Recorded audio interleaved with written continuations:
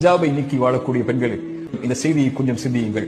அப்துல்லா இப்னு Abbas ரலியல்லாஹு அன்ஹு அவர்கள் சொன்னார்கள், தன் தோழரை பார்த்து, சொர்க்கத்தின் பெண்ணை உனக்கு அறிவிக்கவா என்று. அவர்கள் ஒரு பெண் கடந்து சென்றார்கள். சொன்னார்கள், இந்த பெண் அல்லாஹ்வுடைய தூதருடைய சபையில் ஒரு முறை வந்தார்கள். வந்து சொன்னார்கள், யா ரசூலல்லாஹ், எனக்கு நோய் வலிப்பு இருக்கிறது.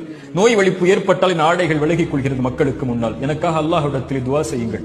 அல்லாஹ்வுடைய தூதர் சொன்னார்கள், பெண்ணே, இதற்காக அல்லாஹ்விடத்தில் துஆ செய்கிறேன். அல்லாஹ் அந்த நோயை நீக்கி விடுவான். ஆனால் பொறுமையை கடைபிடித்தால் அல்லாஹ் உனக்கு சொர்க்கத்தை கொடுப்பான், தேர்ந்தெடு.